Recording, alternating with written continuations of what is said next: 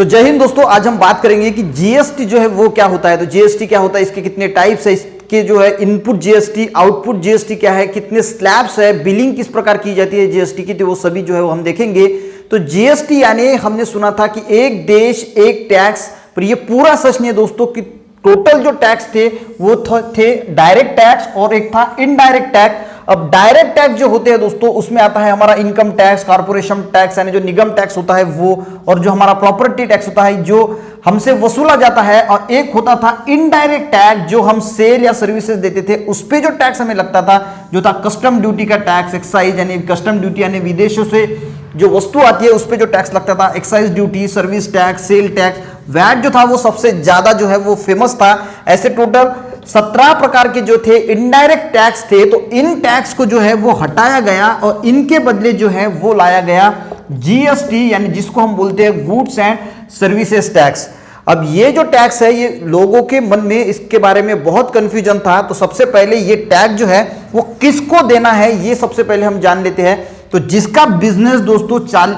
40 लाख का है, यानी जिसका टर्नओवर जो है वो साल का 40 लाख रुपए है, वही सिर्फ जो है वो जीएसटी जिसको उसको है जो देना पड़ता है। उसी के साथ दोस्तों अगर इंटर स्टेट अगर आपका बिजनेस है, आपकी कोई भी वस्तु आप दूसरे स्टेट में अगर बेचते हैं तो ये 40 लाख का जो क्राइटेरिया है इसे भूल जाइए, फिर भी आपको जो है फिर जीएसटी देना पड़ेगा। अगर आप कोई वस्तु दूसरे स्टेट में, अगर आपका कोई बिजनेस है दूसरे स्टेट में आप कुछ बेचते हैं तो आपको फिर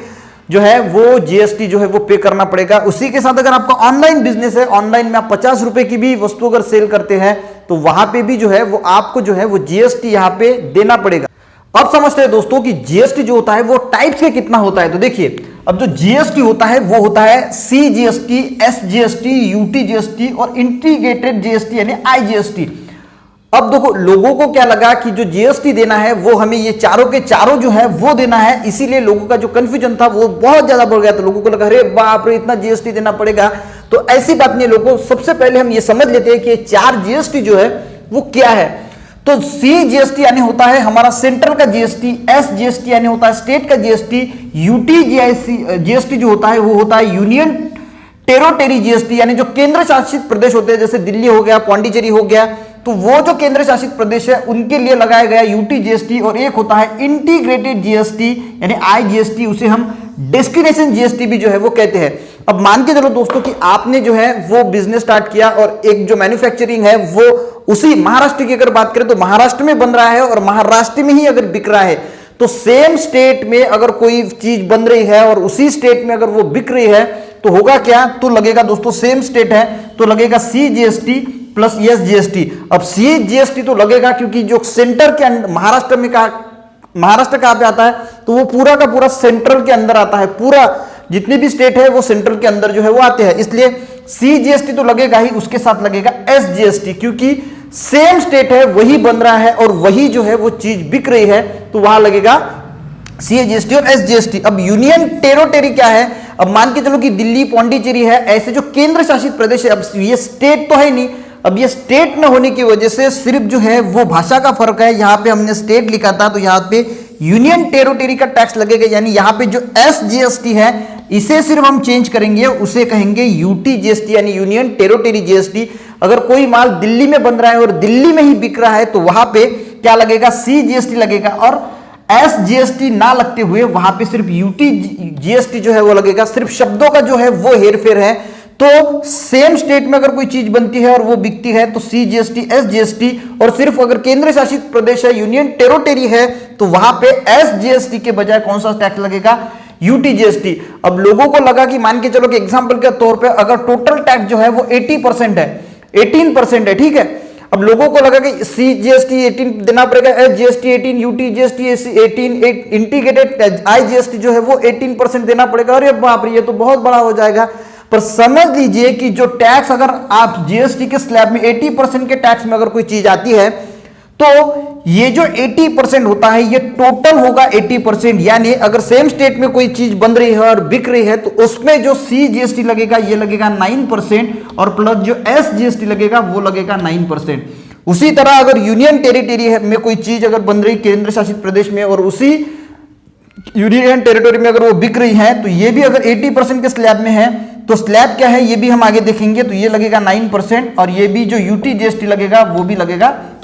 9%। अब ये इंटर स्टेट यानी आईजीएसटी क्या है, मान के चलो दोस्तों कि कोई चीज जो है वो मैन्युफैक्चरिंग हो रही है एक स्टेट में और बिक रही है दूसरे स्टेट में, तब इस स्टेट में कौन सा जीएसटी लगेगा ये सबसे पहले हम समझ लेते हैं कि महाराष्ट्र में अगर कोई चीज बन रही है और बिहार में अगर वो बिक रही है तो फिर महाराष्ट्र और बिहार झगड़ा करेंगे कि यार ये जो टैक्स है ये मुझे लगेगा, बिहार कहेगा नहीं कि मुझे लगेगा। अब सेंट्रल में तो ये दोनों भी आते हैं, महाराष्ट्र भी आते हैं और बिहार में आते हैं, तो सी जीएसटी है वो तो सेंट्रल को मिलने ही वाला है। तो प्रॉब्लम आता है कि ये महाराष्ट्र वाले टैक्स लेंगे या फिर बिहार वाले टैक्स लेंगे। अगर कोई चीज मान के चलो कि बिहार में बनती है और वो महाराष्ट्र में बिकती है तो टैक्स लेगा कौन सा स्टेट, तो टैक्स वो स्टेट लेगा जहां पे ये चीज जो है वो बिक रही है। मान के चलो कि कोई चीज महाराष्ट्र में बन रही है और अगर बिहार में बिक रही है तो टैक्स जो है वो बिहार वाला स्टेट जो है वो लेगा। अगर बिहार में कोई चीज बन रही है और महाराष्ट्र में अगर बिक रही है तो फिर महाराष्ट्र स्टेट जो है वो उसका टैक्स लेगा। पर अब इसमें कोई सीजीएसटी, एसजीएसटी, यूटीजीएसटी ना लगते हुए डायरेक्ट कौन सा टैक्स लगेगा, ये लगेगा आईजीएसटी। अब ये आईजीएसटी में अगर इंटर स्टेट अगर दूसरे स्टेट में कोई चीज बिकती है तो पूरा का पूरा टैक्स जो है वो 80% जो है वो स्लैब होते हैं अलग अलग, 5%, 12%, 18%, 28%। वो हम बाद में हमने एक एग्जांपल लिया है 18% का। तो पूरा का पूरा जो 18% है वो सेंट्रल जो है वो अपने पास रख लेगी और बाद में देखेंगी कि बिका कहां पे, महाराष्ट्र में बना पर बिका कहां पे, तो ये बिका इस स्टेट पे। तो जिस स्टेट में बिका, बिहार में अगर बिका तो ना आईजीएसटी ये टोटल लेगा, सीजीएसटी का कोई प्रॉब्लम नहीं, सिर्फ एक ही टैक्स लगेगा आईजीएसटी, यानी टोटल होगा 18%। तो ये पूरा का पूरा सेंट्रल के पास जाएगा और फिर सेंट्रल जो है वो डिसाइड करेगा कि हाँ यहां पे बिकाना, तो फिर इसको जो है वो 9% जो है वो बाद में जो है वो उसे उस स्टेट को जो है वो दे देगा। तो उसे हम दोस्तों कहते हैं इंटीग्रेटेड जीएसटी यानी आईजीएसटी, जो एक स्टेट से दूसरे स्टेट में जो है वो जब माल बिकता है तो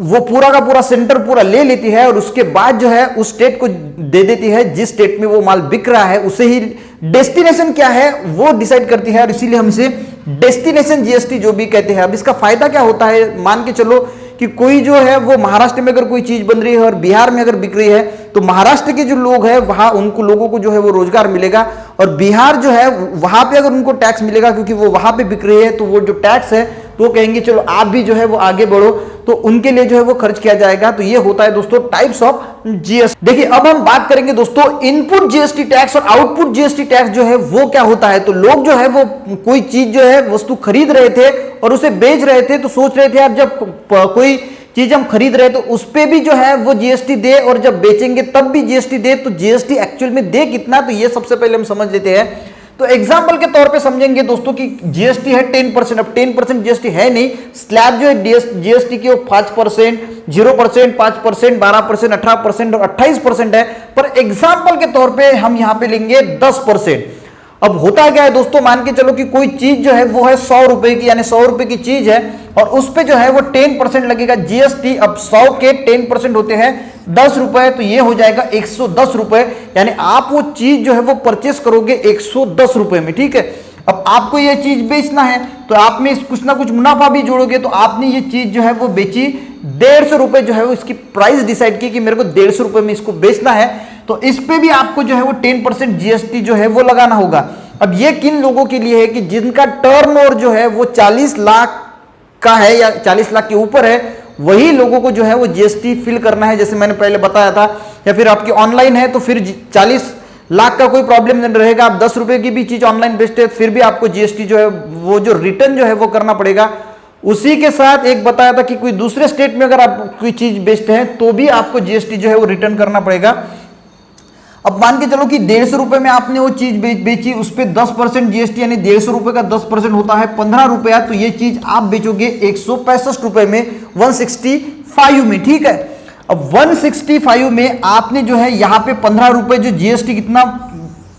लगाया, 10%, यानी ये हो गया 15 रुपए। और जब आपने वो चीज परचेस की थी तब आपने जीएसटी दिया था 10 रुपया। तो अब यार जीएसटी देना कितना है, तो देखिए होता क्या है, जो आपने जब चीज बेची तो इस पे आपने 15 रुपया लगाया, जो ठीक है, जो आपने प्रॉफिट लिया था इसमें 15 रुपए जीएसटी लगाया और इसमें 10 रुपए लगाया है, तो आपको ये दोनों जो है वो नहीं देना है, तो ये जो 15 रुपए जीएसटी है, आउटपुट जीएसटी है, इसमें का आपने 10 रुपए तो पहले ही जब सामान परचेस किया था तब आपने जो है वो 10 रुपए तो दे दिया है, तो बचा कितना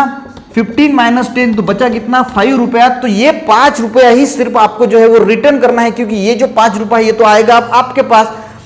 यानी ये तो आपने दे दिया उसको, ठीक है। अब ये जो 15 रुपए का जीएसटी था, इसमें का 10 रुपया तो आपने जब वो माल परचेस किया था तभी ये हिसाब जो है वो नील हो गया था, पर बचे 5 रुपए, तो ये जो 5 रुपया है ये आपको गवर्नमेंट को देना है, क्योंकि ये आपका जीएसटी नहीं है, गवर्नमेंट को आपको पे करना है ये 5 रुपया। तो आपको जो है, जो हम जीएसटी रिटर्न बोलते हैं, तो ये होता है जीएसटी रिटर्न, तो ये 5 रुपए जो है वो आपको देना है, यानी टोटल आपको जीएसटी कितना लगा, तो टोटल जीएसटी आपको लगा 15 रुपया। मान के चलो कि आपने वो चीज 165 रुपए में बेची और 110 रुपए में परचेस की थी, अब 110 रुपए में इनपुट जीएसटी शामिल था, यानी आपको टोटल प्रॉफिट हुआ 55 रुपीज और आपको जीएसटी रिटर्न करना है 5 रुपए, तो आपको इस पे मुनाफा हुआ 50 रुपया। तो ये बहुत बढ़िया चीज है, इनपुट जीएसटी और आउटपुट जीएसटी ये होता है, और इस तरह हम जो है वो रिटर्न। तो जीएसटी आर यानी आपको समझ में आ गया, जो हम रिटर्न जीएसटी देते हैं उसे हम जीएसटी आर कहते हैं, उसमें 1 2 बहुत सारे होते हैं, जो आपको सीए जो है वो उसमें डालता है कि कौन सा जीएसटी आर में आता है, और उस प्रकार जो है वो जीएसटी जो रिटर्न जो है वो फिर दिया जाता है। अब बात करेंगे स्लैब्स की, कि जीएसटी के जो स्लैब्स है यानी कितने कितने परसेंट में कौन कौन सी चीजें आती है। तो देखिए ये जो स्लैब उन्होंने बनाया है बहुत बढ़िया बनाया है, तो जो जरूरतमंद चीजें हैं, जो बहुत जरूरतमंद चीजें हैं, उन पे जो है वो जीएसटी नहीं है या बहुत कम है, और जो ऐशो आराम की चीजें हैं उन पे जो है जैसे जैसे आपका ऐशो आराम बढ़ता जाएगा उस पे जो है वो जीएसटी ज्यादा ज्यादा होता जाएगा। अब बहुत सारी चीजें हैं, इतनी चीजें जो यहाँ पे लेना मुश्किल है, तो मैं कुछ थोड़ी थोड़ी चीजें ली है आपको समझने के लिए, कि अगर मान के चलो कि दूध अगर है कोई निकाल रहा है और बेच रहा है तो उस पर जीएसटी नहीं लगता। खेती वाली जो है, आप कितना भी गेहूं जो है वो फसल जो है गेहूं की, गेहूं बेचने चले जाएगी तो उस पर जीएसटी लगेगा, जो किसान जो करता है उस पर जो है वो जीएसटी नहीं लगता। ये 0% के स्लैब में आता है, 5% के स्लैब में आता है, जैसे आपने कॉफी है, चाय है, न्यूज़पेपर है, जो पनीर की चीजें होती है, जो पैक प्रोडक्ट की मैं बात कर रहा हूं, तो ये जो है वो 5% में आता है। अगर 12% का स्लैब है, घी है, मक्खन है, जो पैक घी आता है, पैक मक्खन आता है, मोबाइल है, जूस है, जो पैकेज वाला जूस हम पीते हैं, वो सब जो है वो 12% की। ऐसी जो चीजें हैं, जैसे जैसे हमारी जो है वो यानी लग्जरियस लाइफ जैसे जैसे बढ़ रही है उस वैसे वैसे जो है स्लैब बढ़ता है। 18% में जो है वो हम तेल है, हमारा क्रीम है, हमारी जो लिपस्टिक्स जो लगाती है लेडीज, जो लिपस्टिक है, वो सब आएंगी 18% में। अब 28% में बहुत लग्जरियस लाइफ है, यानी हम कार से घूम रहे हैं या फिर मोटरसाइकिल हमने परचेस की है, तो ये कार मोटरसाइकिल जो है या सीमेंट है, तो ये 28% के स्लैब में जो है वो आता है। अब कुछ चीजें जो है जैसे पेट्रोल, गैस, इलेक्ट्रिक, जो हम हमारे घर इलेक्ट्रिक आती है, वाइन यानी शराब जो है वो जीएसटी से बाहर रखी है, क्योंकि अगर ये जीएसटी में आती तो 28% जीएसटी में आती, पर ये भी अगर जीएसटी इसको लगता तब भी इसकी प्राइस जो है वो बहुत कम होती, तो सरकार का बहुत ज्यादा घाटा इसमें होता था, और इसीलिए पेट्रोल, गैस, इलेक्ट्रिक, वाइन जो है वो जीएसटी के बाहर जो है वो रखी। अब दोस्तों हम समझते हैं कि जीएसटी इन क्या है और जीएसटी एन क्या है। तो जो जीएसटी इन हम जिसे कहते हैं, तो जो आईएन है ये है आइडेंटिफिकेशन नंबर, जो आपका जीएसटी नंबर आता है उसे ही हम जीएसटी इन कहते हैं, आईएन यानी आइडेंटिफिकेशन नंबर। ये 15 डिजिट का होता है। अब पहले जो डिजिट 2 डिजिट होते हैं वो जो है वो स्टेट के लिए होते हैं, यानी वो रिप्रेजेंट करते हैं कि ये कौन से स्टेट से है, और बाद में जो 10 डिजिट आते हैं वो 10 डिजिट होते हैं। आपका पैन नंबर जो होता है वो ये 10 डिजिट होते हैं, और बाकी के जो 3 नंबर लास्ट वाले जो है वो यूनिक कोड होता है, यानी जब ये जीएसटी नंबर निकलता है तो मशीन जो है वो जीएसटी के अपने आप से कोई ना कोई 3 नंबर जो है वो इसके पीछे लगा देते हैं। तो ये होता है दोस्तों जीएसटी इन, यानी आपका आइडेंटिफिकेशन नंबर। अब ये आइडेंटिफिकेशन नंबर जो निकलता है जिसे हम कहते हैं जीएसटी नेटवर्क, जिसपे हम जो है वो लॉगिन करते हैं, 7 दिन में आपका जीएसटी नंबर आ जाता है। तो ये जीएसटी नेटवर्क होता है जो पूरा जो जीएसटी नंबर भी आपका निकालता है, और उसी के साथ जो पूरा हिसाब किताब जो है वो रखता है कि आपने जो जीएसटी दिया वो सी जीएसटी था, आई जीएसटी था, या फिर एस जीएसटी था, यू जीएसटी था, कौन सा जो यूटी जीएसटी था। तो पूरा हिसाब किताब जो रखता है वो होता है जीएसटी एन, और जो आपका आइडेंटिफिकेशन नंबर होता है उसे हम जीएसटी इन कहते हैं। तो ये बातें हैं जीएसटी इन और जीएसटी एन के बारे। अब देखिए दोस्तों क्या होता है कि जो जीएसटी होता है उसकी एक काउंसिल होती है, यानी जीएसटी की एक काउंसिल होती है जिसमें 33 जो है वो मेंबर्स होते हैं। ये कौन कौन से मेंबर होते हैं, और मान के चलो कि यार एजुकेशन पे जीएसटी 18%, और अगर उनको ये जो है वो 12% करना है तो यहाँ पे इनकी बैठक होगी, यहाँ पे वो डिस्कस करेंगे। तो अगर कम करना है किसी जीएसटी में स्लैब अगर कम करना है, बढ़ाना है, तो ये जो है इस जो मीटिंग में है, इनकी जो अध्यक्षता में जो है ये काउंसिल जो है इसमें होता है। तो इसमें जो वित्त मंत्री होते हैं वो उनके चेयरमैन होते हैं, जैसे कि हमारे वित्त मंत्री अभी जो है सेंट्रल के, तो वो हम क्या कौन है, निर्मला सीतारमण जी जो है वो है। और हर विभाग का एक जो है वो राज्य मंत्री होता है, तो वित्त मंत्रालय का एक राज्य मंत्री होगा। तो ये हो गए दोनों सेंट्रल गवर्नमेंट से जो अभी जो राज्य मंत्री है वित्त मंत्रालय विभाग के जो है अनुराग जी ठाकुर जी।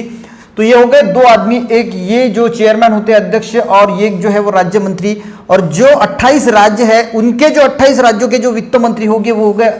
28। और जो यूटीआई है, यूनियन टेरिटरी, यानी जम्मू कश्मीर है, दिल्ली है, तो उनकी जहां जहां पे दोस्तों जहां पे विधानसभा होती है तो उनके खुद के भी जो है वो वित्त मंत्री होंगे, तो वो जो है वो 3 मंत्री। तो ऐसे मिला के जो है वो 33 जो है वो टोटल इसके जो मेंबर्स होते हैं जीएसटी काउंसिल के, जो डिसाइड करते हैं कि क्या करना है, कौन सा जो है वो स्लैब कम करना है, इसमें कुछ चेंजेस करना है, तो ये सभी जो है ये काउंसिल जो है वो करती है। अब लास्ट में दोस्तों कुछ बेसिक चीजें जो जीएसटी के बारे में हम सबको पता होनी चाहिए वो देख लेते हैं कि कौन सा ऐसा सबसे पहला देश था जिसने जीएसटी को स्टार्ट किया था, तो वो था फ्रांस। इन 1954 में जो है वो जीएसटी उन्होंने शुरू किया था। तो हम जो मॉडल फॉलो करते हैं वो कनाडा का मॉडल है जो हम हमारे देश में फॉलो करते हैं। और किसकी कौन सी समिति थी जिनकी सिफारिश पे हमने जो है वो जीएसटी लागू किया, तो वो थी केड़कर समिति। जीएसटी में 17 जो इनडायरेक्ट टैक्स थे उनको कम करके जो है वो लाया गया था जीएसटी। अगर कोई जीएसटी रिटर्न अगर नहीं करता और उस चोरी में अगर पकड़ा जाता है तो उसे 5 साल की सजा जो हो सकती। राष्ट्रपति ने ये जो जीएसटी के जो है वो कब साइन किया था, तो वो किया था 8 सितंबर 2016 में, और ये लागू किया था 1 जुलाई 2017 में। तो ये कुछ बेसिक बातें थी दोस्तों जीएसटी के बारे में। मिलते हैं अगली नेक्स्ट वीडियो में, तब तक के लिए जय हिंद।